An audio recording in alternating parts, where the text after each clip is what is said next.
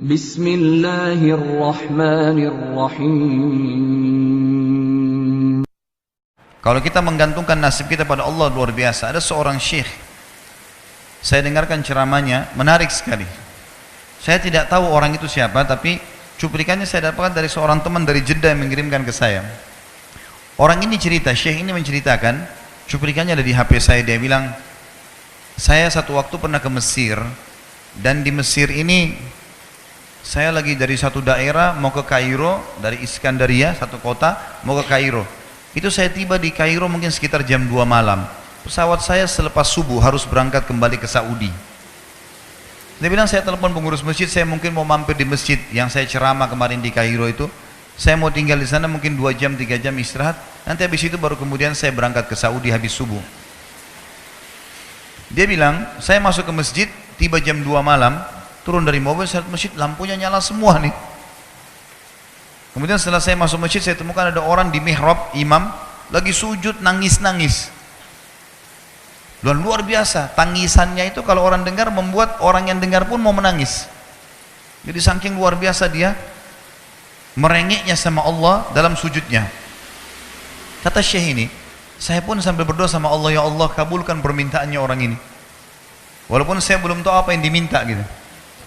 Dia bilang selesai dia sholat, saya dekati dia, saya bilang, Masya Allah, doa apa ini? Luar biasa ini. Doa yang diikuti dengan tangisan di sepertiga malam menjelang subuh.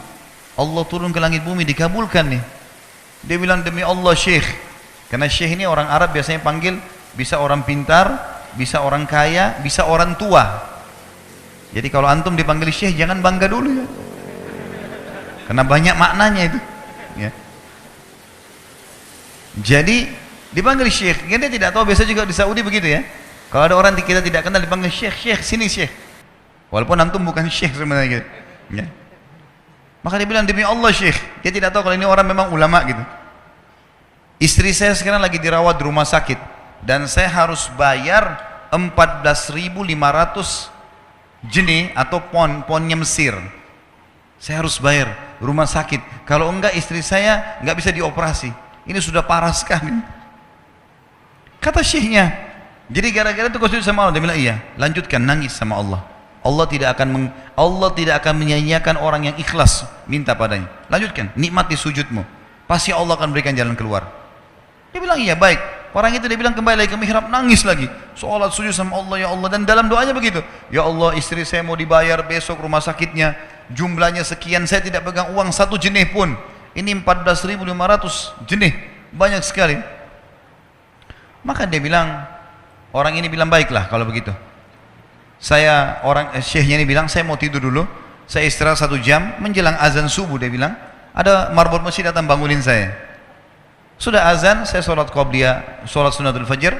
Waktu iqamah, pengurus masjid tahu kalau dia ini ulama, dipanggil, dia bilang, syekh tolong jadi imam. Dia bilang, saya capek, baru istirahat 1 jam, 2 jam malam.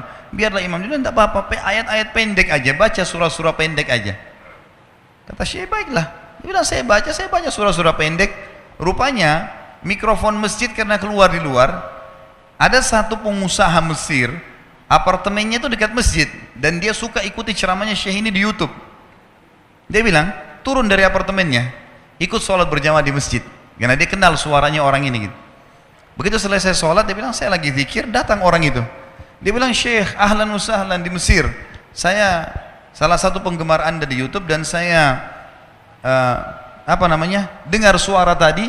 Saya tadinya mau sholat di masjid lain, saya ke masjid ini. Dia bilang, syekh, saya mau minta tolong satu hal. Kata syekhnya, kenapa?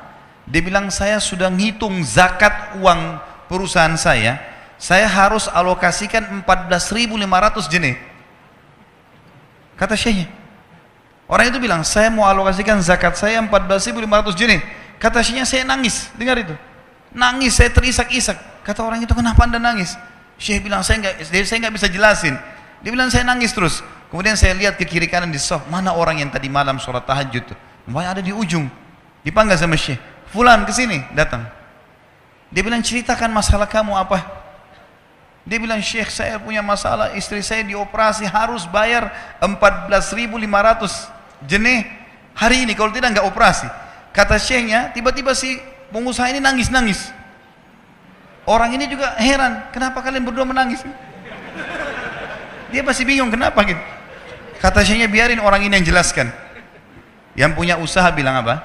Demi Allah syekh, saya sudah 1 minggu taruh uang ini di lemari saya, sudah 1 minggu.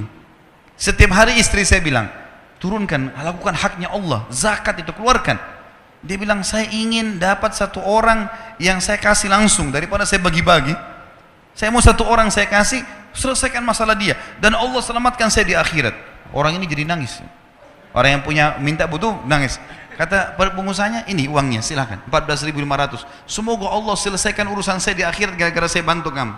Kata syekhnya, demi Allah yang terjadi, orang ini yang siapa namanya, orang yang punya uang ini yang dikasih uang, dia tiba-tiba lupakan saya dan lupakan si pemilik uang. Dia langsung angkat kepalanya ke langit sambil menangis mengatakan, ya Allah, aku mencintaimu. Terpenuhi kebutuhannya, gitu kan? Kuasa Allah. Teman-teman, cuman kita selalu buru-buru. Kalau seseorang kita di perusahaan mau dinaikkan gajinya saja, mau naikkan jabatannya, dia harus tulis permohonan. Tidak mungkin juga baru hari ini dimasukkan kemudian ketuk ruangan di rootnya, mana permintaan saya kemarin, atau hari ini, nggak mungkin. Seminggu dia sabar, 2 minggu dia sabar dengan berharap datang panggilan. Kenapa dengan Allah subhanahu wa ta'ala kita tidak begitu teman-teman? Banyak orang buru-buru dan kebanyakan orang mau menggantungkan permintaannya kepada Allah hanya pada hal-hal yang kecil, hal yang besar tidak, atau sebaliknya, hal yang besar, hal yang kecil tidak.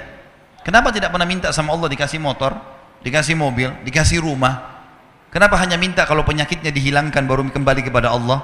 Itu pun seringkali kita jadikan Allah nomor 30 teman-teman sekalian. Ke dokter ini, ke dokter itu, resep ini, resep. Nanti kalau sudah mentok nggak bisa sembuh baru sholat tahajud. Hah?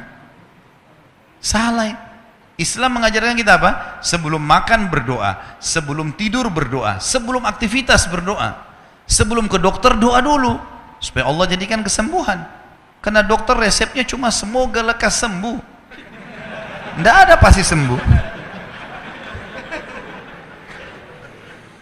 Makanya teman-teman sekalian, kembali kepada Allah adalah jalan yang paling luar biasa gitu. Coba merengek kepada Allah SWT. Allah pasti tidak akan pernah memungkiri janji-janjinya.